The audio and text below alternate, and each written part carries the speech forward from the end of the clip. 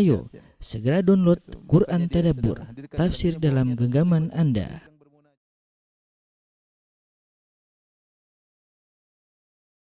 Bismillahirrahmanirrahim. Assalamualaikum warahmatullahi wabarakatuh.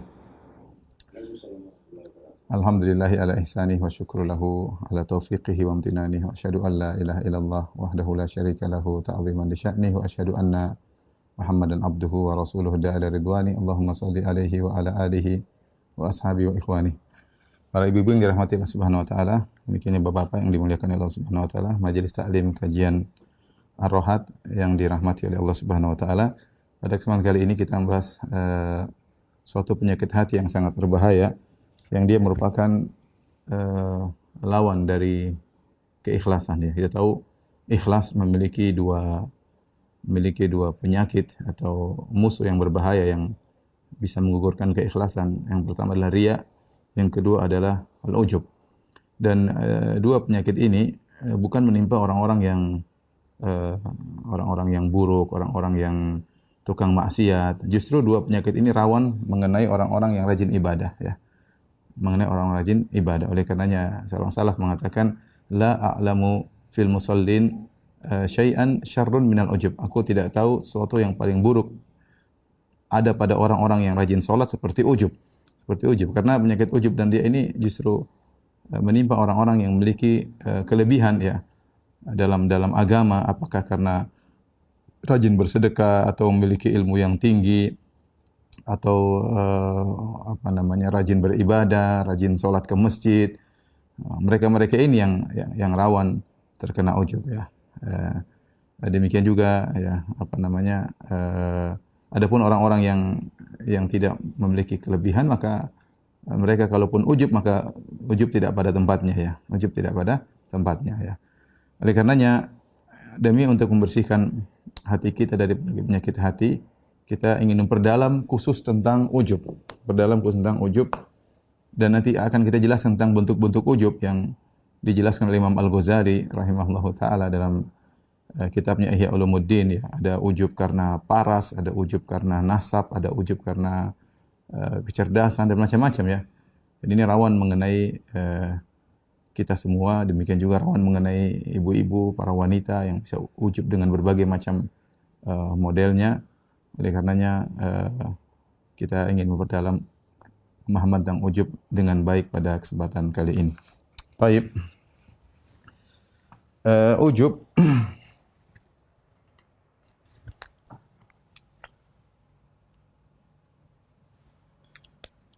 kita akan bahas definisi ujub secara bahasa, ya, definisi, ya.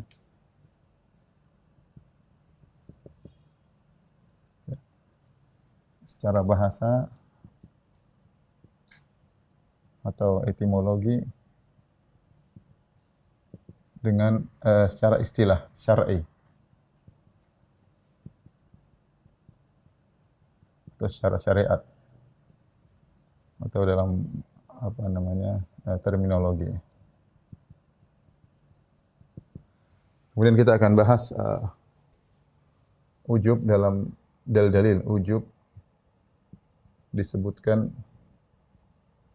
dalam dalil-dalil baik Al-Quran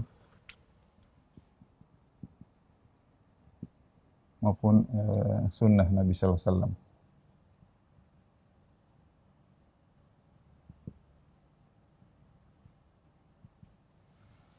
Adapun ujub secara bahasa, kalau kita kembali kepada perkataan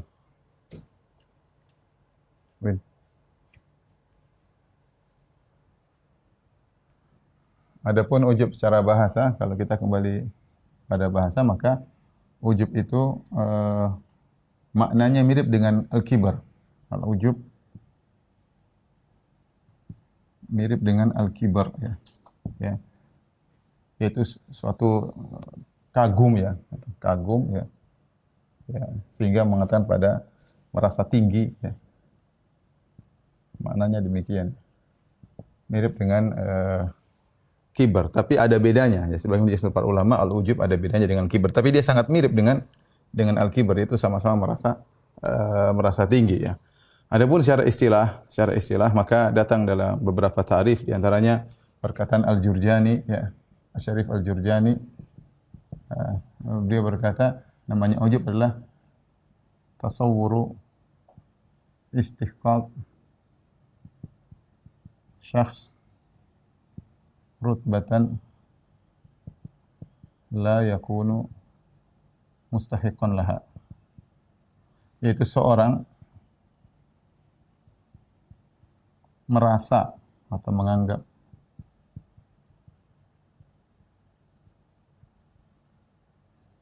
dia berhak mendapat kedudukan, suatu kedudukan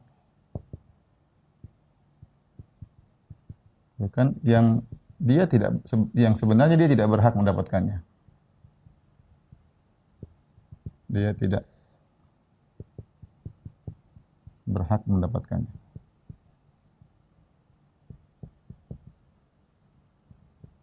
Ini perkataan Al-Jurjani. Jadi namanya orang ujub itu dia merasa dia harusnya mendapat kedudukan yang tinggi, dia merasa dia berhak. Ya. Tapi pada hakikatnya dia tidak berhak. Cuma dia merasa saja. Dia ujub, ya. Dia merasa tinggi padahal dia sebenarnya tidak tinggi. Kembangannya dia merasa tinggi padahal sebenarnya dia tidak tinggi. Dia merasa tinggi padahal hakikatnya dia tidak tinggi. Ia tidak tinggi. Ini perkataan Syarif Al-Jurjani. Kemudian kita ambil juga dari perkataan Al-Ghazali ya. Dia mengatakan namanya ujub adalah i'zam an-ni'mah ya ma'a nisyan idhafatuha ilal khaliq atau kama qala. Dia mengatakan yaitu mengagungkan kenikmatan yang ia miliki atau kelebihan yang ia miliki dengan lupa menyandarkannya kepada Allah, kepada pencipta. Ini juga definisi yang disebut oleh Al-Ghazali rahimahullahu taala juga menggambarkan tentang ujub ya. Jadi melihat kelebihan yang dia miliki dan lupa bahwasanya kelebihan itu semua dari Allah Subhanahu wa taala. Okay. Kalau kita gampangannya itu lupa bahwa segala kelebihan murni dari Allah. Nah, inilah namanya ujub. Namanya ujub. Kalau kita mau ringkaskan dari perkataan dua ulama ini bahwasanya ujub itu adalah seorang merasa dia berhasil, keberhasilan itu karena dirinya sendiri. Dia lupa bahwasanya segala keberhasilan dari Allah Subhanahu wa taala. Kapan dia merasa bahwasanya dia turut andil dalam keberhasilannya bersama Allah, maka dia telah terjebak dalam ujub. Dia telah terjebak dalam ujub ya. Jadi inilah definisi daripada ujub ya. Sebelum saya jelaskan tentang ujub dalam Al-Qur'an dan Sunnah, saya ingin jelaskan lebih dalam lagi ya, agar kita tidak salah ya. Jadi ujub ya, saya akan buat komparasi antara ujub dengan riya ya.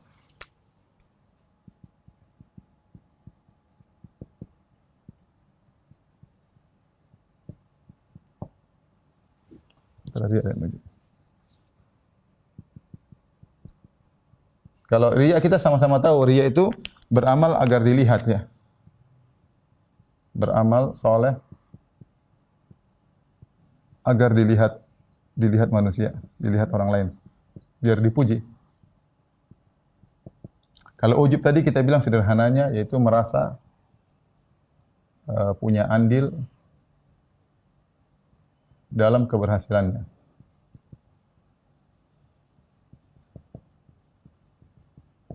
Bagaimana komparasi antara riya dan ujub? Perhatikan ya. Di sini ada riya, sini ada ujub. Dua-duanya adalah lawan dari keikhlasan, penyakit hati yang berbahaya.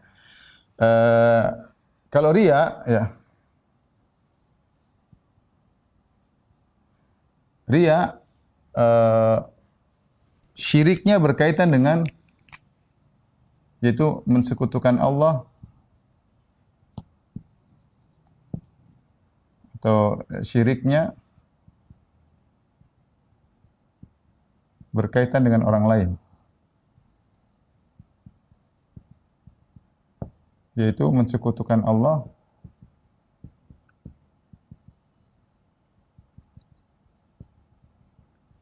dengan orang lain. Ya. Kita sudah tahu hal ini, yaitu ketika kita beribadah, kita ingin dipuji oleh Allah dan juga dipuji oleh orang. Kita ingin dipuji oleh Allah dan juga ingin dipuji oleh orang lain, maka kita mensekutukan Allah dengan orang tersebut. Itu namanya riya. Itu namanya riya. Ya. Adapun ujub, syiriknya berkaitan dengan diri sendiri. Dengan diri sendiri. Yaitu apa? Mensekutukan Allah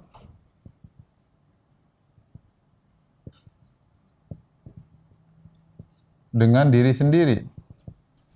Kok bisa Ustaz? Maksudnya mensekutukan Allah dengan diri sendiri? Yaitu merasa, maksudnya merasa keberhasilan yang dia miliki, hasilan yang ia raih adalah kerjasama antara Allah dengan dirinya.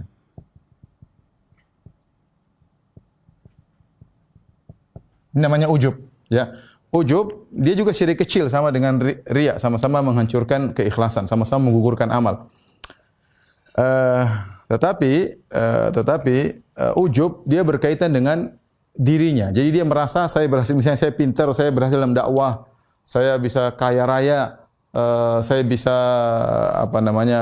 berhasil dalam memanage misalnya, maka saya merasa karena saya punya andil dalam hal tersebut, ya. Saya punya andil dalam hal tersebut sehingga seakan-akan keberhasilan ini diperoleh antara saya dengan Allah, kerjasama antara Allah dengan saya, sehingga mensekutukan Allah dengan diri sendiri. Ini bedanya, ya. Kalau riya berkaitan dengan orang lain agar orang lain lihat, tapi ujub merasa saya punya keberhasilan, saya punya andil dalam keberhasilan, maka itu adalah ujub. Ini yang pertama. Kemudian perbedaan yang kedua.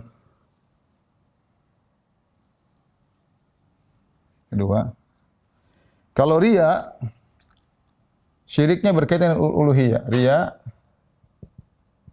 syiriknya berkaitan dengan uluhiyah. Dengan tauhid uluhiyah. Tauhid uluhiyah itu ibadahnya untuk Allah Subhanahu wa taala, ternyata ibadahnya untuk selain Allah, ya. Uluhiyah itu adalah ibadah hanya untuk Allah. Ternyata ia beribadah juga untuk selain Allah, yaitu untuk dipuji. Berarti dia berkaitan dengan tauhid uluhiyah. Adapun ujub syiriknya berkaitan dengan tauhid rububiyah. Tauhid rububiyah. Apa tauhid rububiyah? Yaitu hanya Allah yang menolong hamba dalam segala keberhasilan, dalam menolong hamba, ya, yang menentukan segala keberhasilan.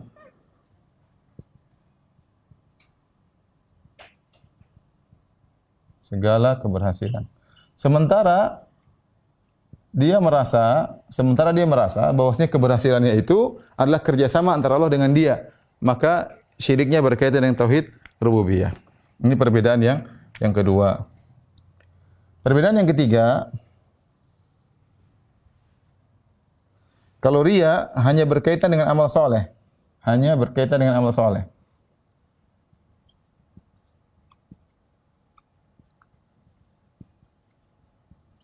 Adapun ujub berkaitan dengan amal soleh dan perkara dunia, berkaitan dengan amal soleh dan perkara duniawi. Maksudnya bagaimana? Maksudnya kalau kita riya, riya hanya berkaitan dengan solat. Kita riya dengan solat kita, riya dengan sedekah kita, riya dengan haji kita, riya dengan umroh kita, riya dengan dakwah kita, riya dengan hafalan Quran kita, riya dengan suara indah ketika baca Al-Quran. Tapi kalau ujub enggak, orang bisa ujub dengan solatnya, perkara amal soleh. Orang bisa ujub dengan dakwahnya, dia merasa bangga, dia merasa karena dialah maka semua dakwah berhasil, karena dialah, karena sayalah. Ini sering diucapkan oleh sebagian orang. Dia ujub dengan dakwahnya, ujub dengan solatnya, ujub dengan hajinya, ujub dengan, dan juga bisa perkara duniawi. Ya, dia berhasil, dia merasa kaya, dia ujub dengan kekayaannya, dia merasa karena dia juga maka dia bisa kaya. Dia ujub dengan kecantikannya, dia ujub dengan nasabnya, ya. Dia ujub dengan perkara dunia bisa. Jadi kalau riya hanya berkaitan dengan perkara amal soleh, adapun ujub berkaitan dengan perkara dunia, itu bedanya.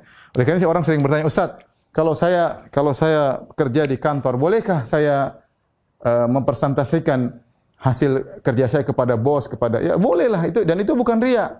Beda kalau amal soleh pamer amal soleh. Tapi kalau kita punya kreasi, kita presentasikan kepada umum khalayak untuk dibeli, maka itu tidak jadi masalah. Yang penting jangan ujub.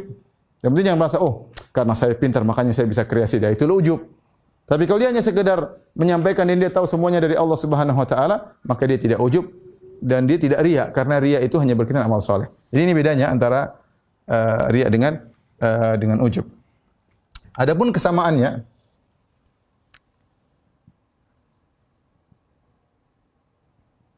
kesamaannya apa aja?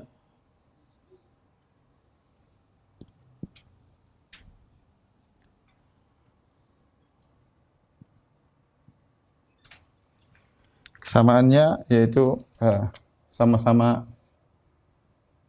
syirik kecil. Ini juga syirik kecil. Dia bukan bukan syirik besar. Itu berarti apa? Sama-sama menggugurkan amal. Karena dia syirik maka menggugurkan amal soleh.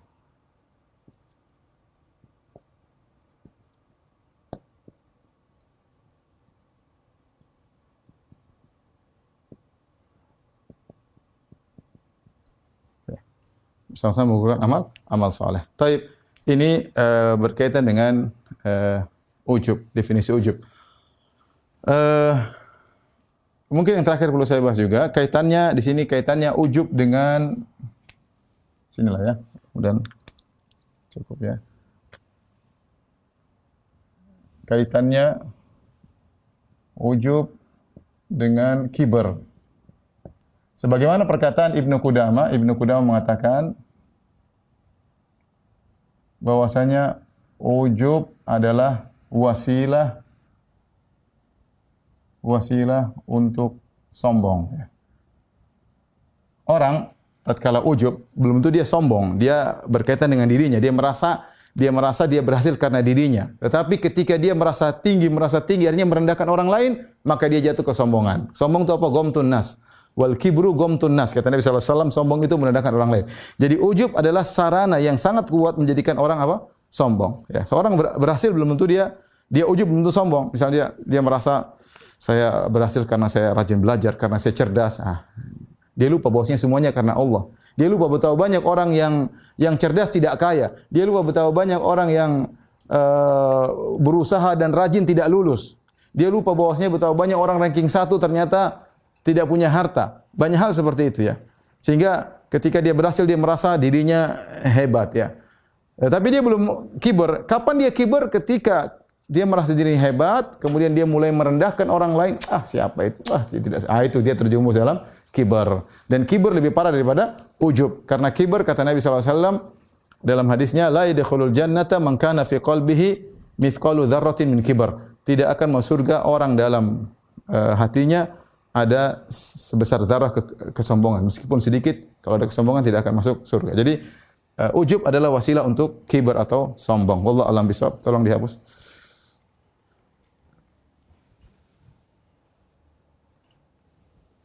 Habis ini Ibu, insyaallah kita akan bahas tentang ujub sebagaimana datang dalam dalil-dalil baik Al-Qur'an maupun As-Sunnah, sehingga lebih jelas bagi kita apa definisi ujub ya dalam syariat, bagaimana syariat benar-benar mencela perbuatan ujub ya.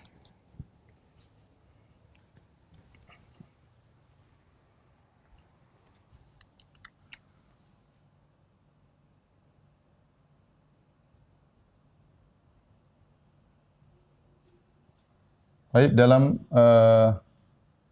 Al-Quran, kemudian dalam hadis.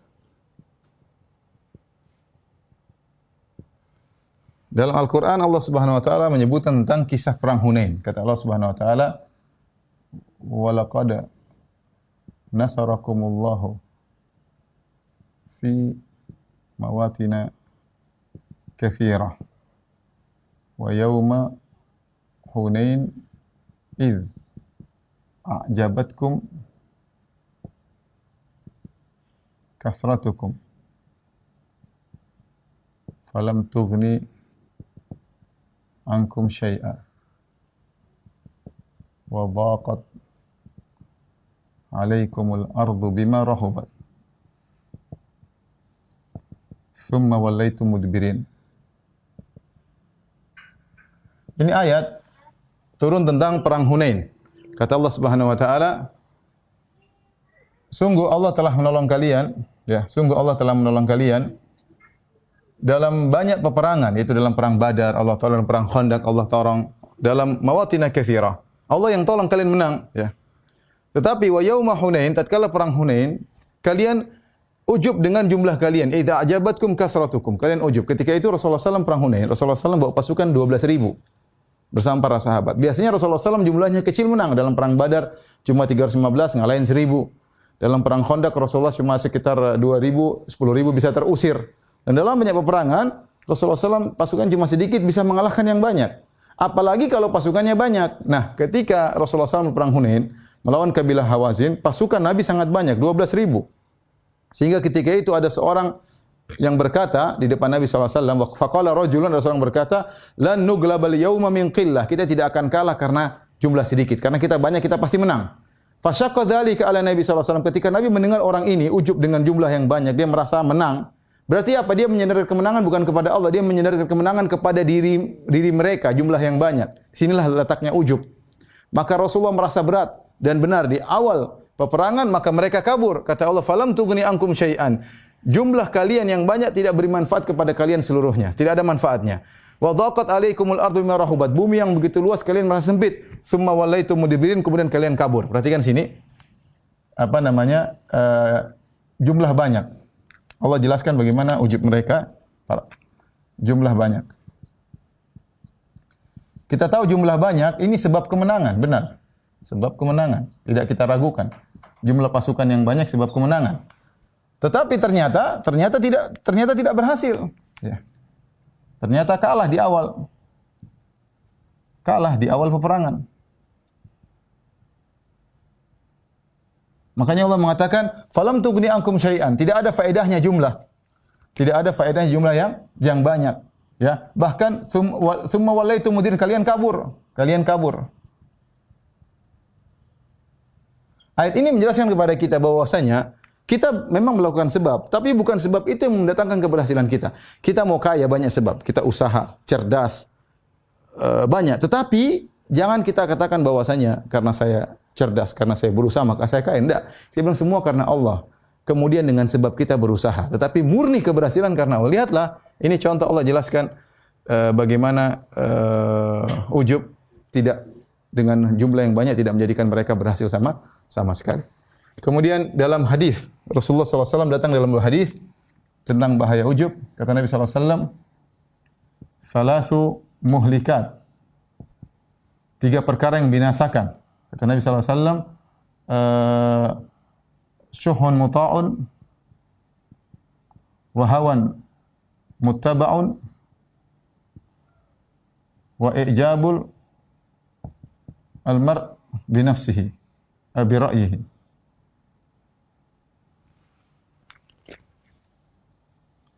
Ijabul mar' binafsihi. Kata Nabi SAW, 3 perkara membinasakan. 3 perkara membinasakan. Apa sih 3 perkara? Syuhun muta'un, yaitu rakus yang ditaati. Yang ditaati. Kemudian hawan mutaba'un, hawa nafsu yang diikuti. Yang diikuti. Kemudian ijabul mar'u bi nafsihi, yaitu ujubnya seorang dengan dirinya. Dia ujub. Taib, ini yang pertama. Dalam hadis yang lain kata Nabi sallallahu alaihi wasallam, "Walau lam takunu tuznibun khasyitu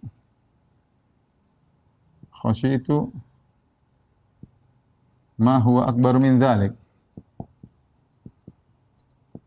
Al-ujba. Kata Nabi sallallahu alaihi wasallam, kalau kalian tidak berdosa,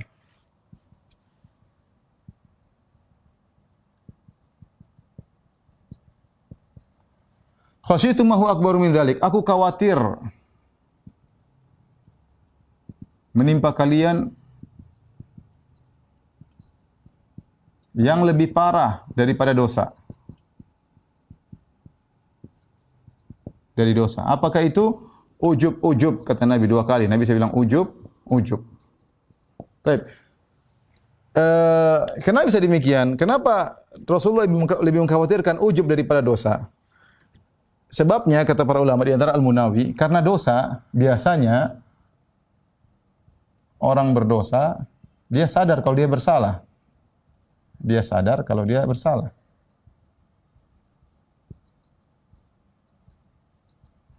Adapun ujub, sering orang ujub tidak sadar kalau dia ujub. Nah, kalau dia tidak sadar, kapan dia mau bertobat? Lantas bagaimana mau bertobat? Lantas kapan tobatnya? Ini bahayanya antara ujub dengan dosa, ya. Makanya Nabi mengulang-ulang al-ujub. Nabi ulang-ulang, ya. Karena ujub susah tobatnya, dan ujub juga menggugurkan amal soleh.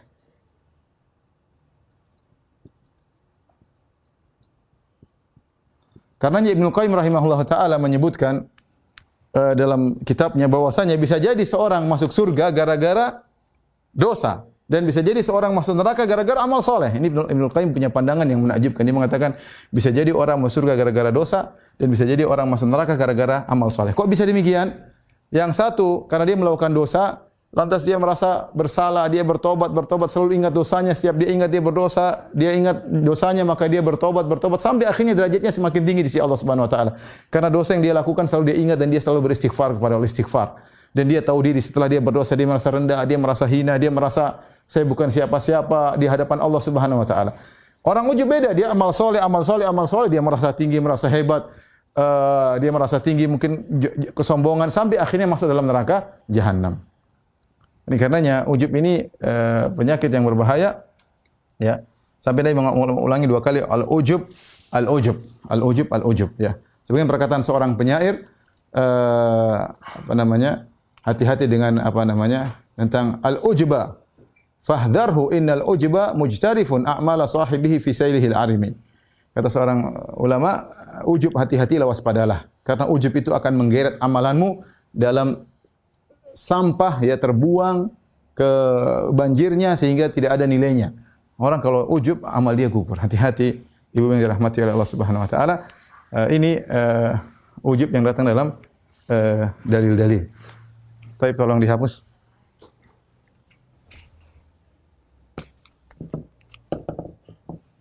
Kita akan bahas setelah ini tentang model-model ujub, ya.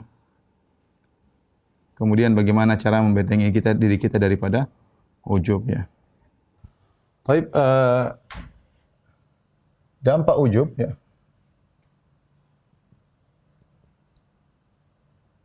Dampak buruk ujub, ya, di antaranya, ya, bisa menjadi sombong. Ini sudah kita bilang tadi. Ujub lama-lama menjadikan seorang apa? Sombong, ya, merendahkan orang lain.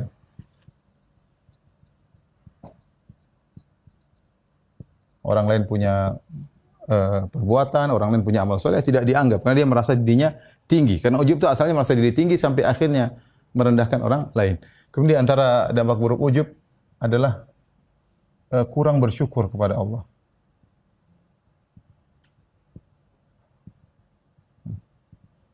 Kenapa kurang bersyukur kepada Allah? Karena dia merasa keberhasilan itu karena dirinya. Sebab dia merasa keberhasilannya atas akibat dirinya. Merasa punya andil dalam keberhasilannya. Ini diantara dampak ujub, ya. Yang sangat berbahaya adalah orang kalau ujub dia tidak bersyukur kepada Allah Subhanahu wa taala, lupa diri. Baik, bagaimana cara mengatasi ujub? Ya.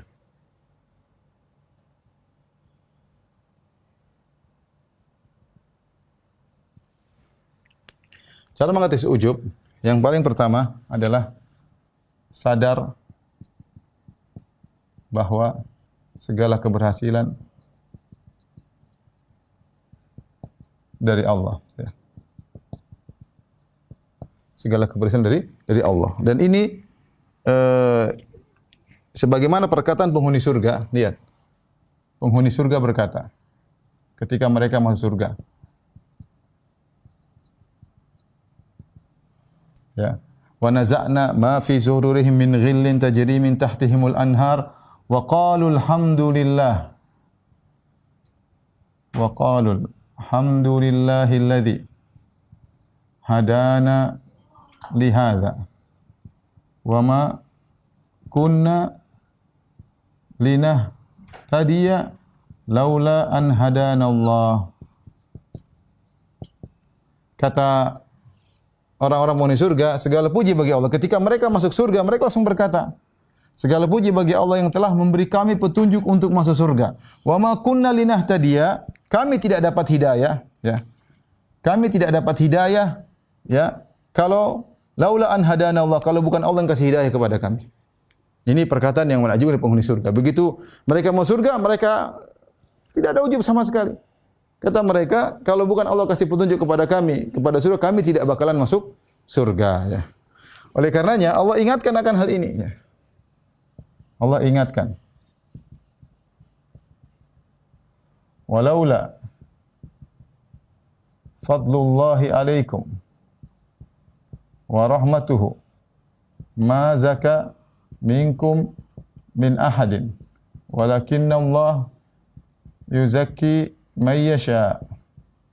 Kata Allah Subhanahu wa taala, kalau bukan karunia Allah kepada kalian ini. Kalau bukan karunia Allah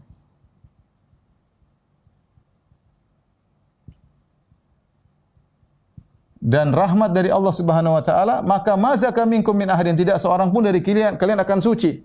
Tidak seorang pun dari kalian akan suci, tetapi Allah mensucikan siapa yang Allah kehendaki. Jadi kita ini rajin salat, kita ini rajin mengaji, kita ini rajin baca Quran, kita ini terbuka hati kita untuk sedekah. Semuanya dari Allah Subhanahu wa taala yang menggerakkan hati kita. Ya, Allah mengatakan kalau bukan karunia Allah, kalau bukan rahmat Allah, kita tidak bisa demikian. Maka ini harus kita akui dalam hati kita. Makanya Nabi SAW ketika menggali Khandaq bersama para sahabat, Nabi berkata dan para sahabat juga menyambut perkataan Nabi. Kata Nabi SAW, wallahi laulallah ma tadaina wala sallaina wala tasaddaqna. Ini kata Nabi SAW. Demi Allah, kalau bukan karena Allah, kami tidak dapat hidayah, kami tidak bisa salat, kami tidak bisa sedekah, kata Nabi SAW. Kalau bukan karena Allah, kami tidak bisa dapat hidayah, kami tidak dapat bisa salat dan kami tidak bisa sedekah. Fa anzilan sakinatan alaina, ya. Nabi mengucap ini syair diucapkan Nabi. Syair ini adalah awalnya milik Abdullah bin Rawaha, tapi Nabi mengikutinya. Wallahi laulallah mahtadaina wala sallaina wala tasaddaqna fa anzilan sakinatan alaina, ya. Ya. Wa athbitil aqdama in laqaina, dan seterusnya dalam perang Khandaq. Jadi mengakui kalau bukan karena Allah kami tidak dapat hidayah dan kami tidak bisa salat dan kami tidak bisa bersedekah. Jadi kita mengakui bahwasanya segala keberhasilan dari Allah ya. Segala kebesaran dari Allah. Kemudian di antara hal yang mengatasi ujub, merenungkan ya. Merenungkan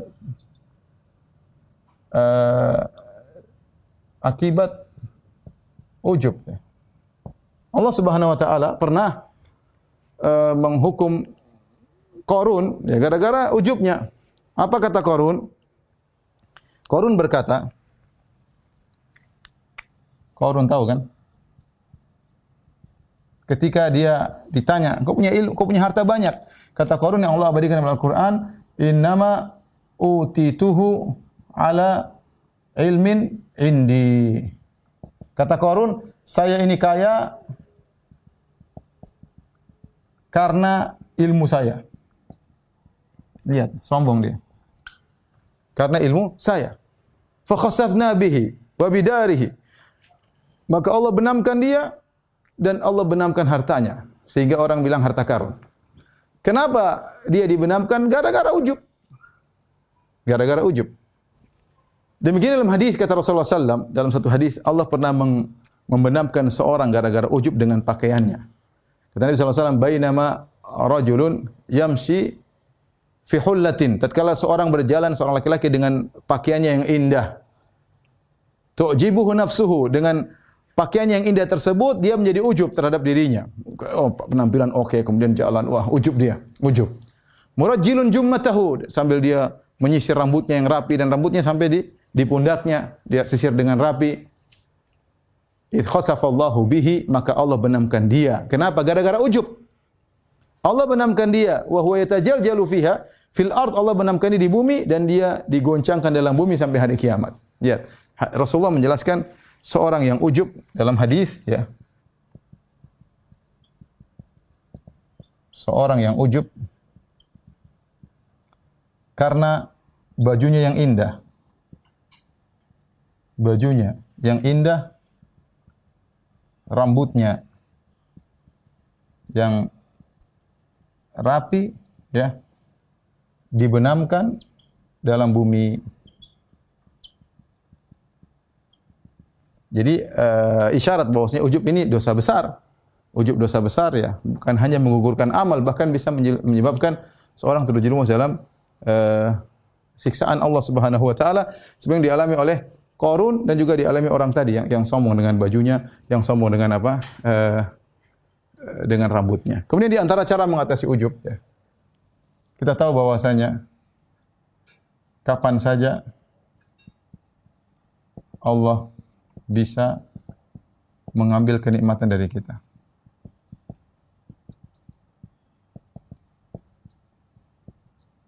Kapan saja. Orang yang tadinya rajin ibadah tiba-tiba menjadi tidak rajin. Mungkin orang tadinya rajin salat malam tiba-tiba rusak salat malamnya. Orang tadinya rajin sedekah jadi pelit. Bisa jadi ya. Orang yang rajin ngaji tahu-tahu sudah enggak ngaji. Banyak. Oleh karenanya enggak usah kita ujub dengan amal yang kita lakukan. Kita ini apa sih? Apa yang bisa kita lakukan dengan amal kita? Apa yang mau kita ujubkan dengan amal kita? Kita juga renungkan betapa banyak dosa-dosa kita. Di antara cara masuk ujub, merenung betapa banyak dosa-dosa dan aib kita yang ditutup oleh Allah. Kalau Allah buka aib kita, tentu kita nggak bisa ujub lagi. Terlalu banyak aib yang kita miliki. Yang terakhir saya ingin bahas ya sebelum kita bertanya jawab adalah model-model ujub. Ini sebenarnya model-model ujub banyak, tetapi di antaranya disebut oleh Al-Ghazali. Disebutkan oleh Al-Ghazali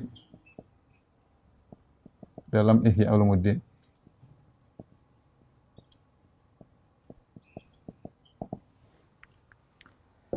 Di antaranya ujub ya, di antaranya adalah satu ujub karena nasab. Kemudian antaranya ujub karena keindahan tubuh, karena paras.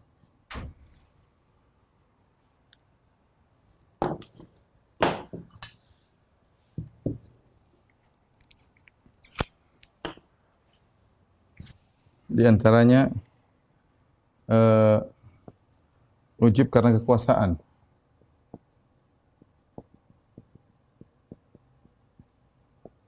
Keempat di antaranya ujub karena kecerdasan.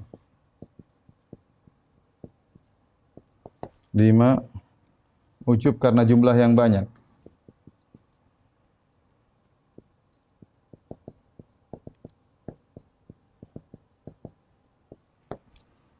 Ujub karena harta.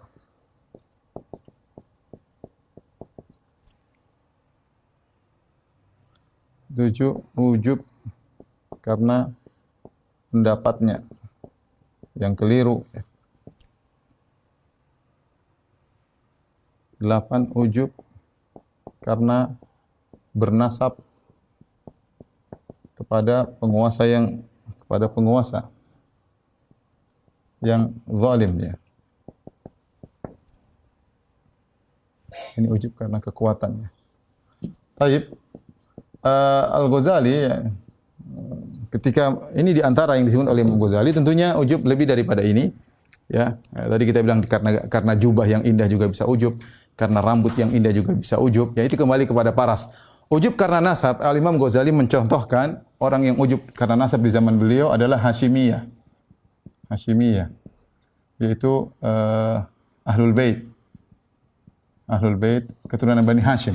Ibnu Ghazali menyebutkan di zaman beliau ada Ahlul Bait yang sombong dengan nasabnya. Dia ujub dengan nasabnya karena merasa keturunan Nabi SAW.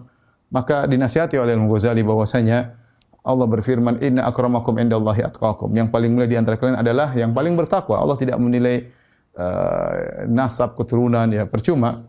Dan Nabi SAW mengatakan, Man batta'a bi amalu lam yusri bihi nasabu. Barang siapa yang amalannya lemah, pelan maka nasabnya tidak bermanfaat. Nasabnya tidak bermanfaat. Makanya seorang kalaupun dia sudah keturunan Nabi, maka dia tidak boleh ujub ya. Dia harus mensinkronkan keturunan dia kepada Nabi dengan amalnya. Jangan dia mempermalukan leluhurnya. Ya, bahwasanya dengan amal soleh lah kemudian menjadi mulia. Bukan karena nasabnya. Ini dijelaskan oleh Imam Ghazali, karena orang sebagian ujub karena keturunannya. Ya, tidak semua keturunan Nabi kemudian menjadi baik. Lihatlah bagaimana Bani Israel. Bani Israel adalah keturunan Nabi Yakub. Semua Bani Israel keturunan Nabi Yakub. Tapi di antara mereka ada yang soleh, masuk Islam. Banyak di antara mereka yang kafir. Sampai sekarang orang Yahudi mengaku keturunan Nabi Yakub alaihissalam. Mereka keturunan Nabi, tapi tidak bermanfaat mereka. Lihatlah Nabi Nuh alaihissalam punya keturunan Yam. Ternyata tidak bermanfaat. Dia keturunan Nabi Nuh alaihissalam, ternyata dia kafir. Oleh karenanya, yang memuliakan seorang bukan nasabnya. Ya, seorang kalau keturunan Rasulullah SAW maka dia mulia, tapi kemuliaannya harus dibarengi, disinkronkan dengan amal soleh dia. Tapi kalau ternyata amal solehnya tidak ada atau parah atau dia bermaksiat, percuma dia dengan nasabnya sebagai keturunan Nabi SAW, bahkan mempermalukan leluhurnya.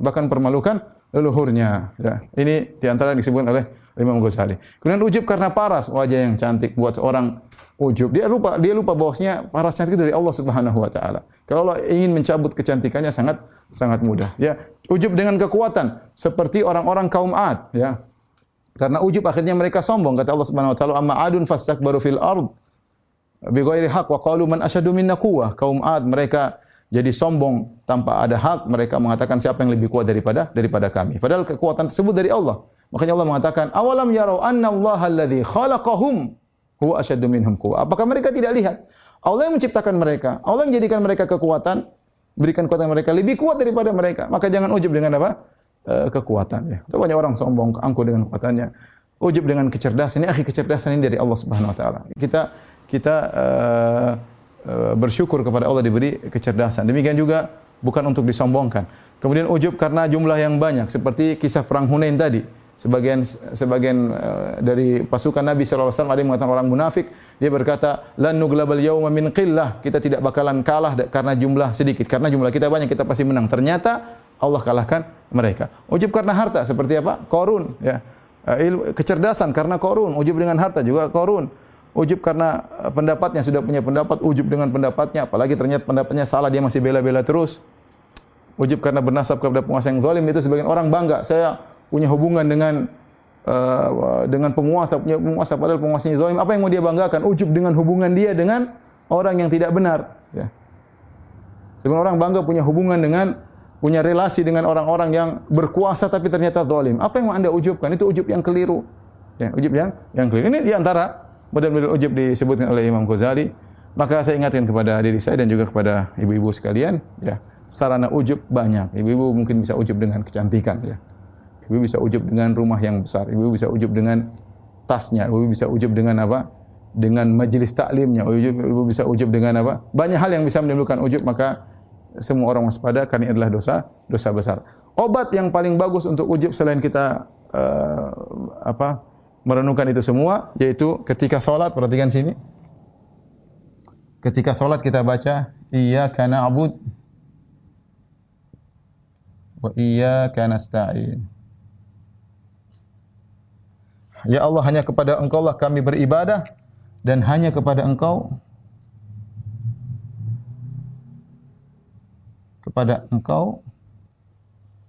kami mohon pertolongan.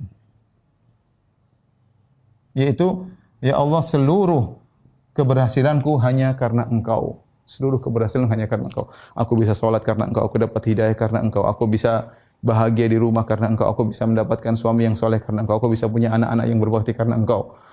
Aku masih bisa hidup karena Engkau, aku masih bisa berzikir karena semuanya karena Allah. Jangan masa kita punya andil, ya. Jangan masa kita punya andil. Kapan kita masih punya andil, maka akhirnya kita terjebak dalam ujub dan itu dosa besar menggugurkan amal soleh kita. Wallahu a'lam bishawab. Demikian saja yang bisa saya sampaikan pada kesempatan kali ini. Saya ucapkan terima kasih kepada Om Ilham dan Bu Ades dan juga para jamaah kajian Masjid Ta'lim Ar-Rahat atas partisipasinya. Semoga kajian kita ini membawa berkah dan semoga kita bisa amalkan dalam kehidupan kita sehari-hari. Semoga Allah menjauhkan kita dari penyakit ujub, riya dan yang semisalnya. Saya undur diri, Om. Wabillahi taufiq wal hidayah. Assalamualaikum warahmatullahi wabarakatuh.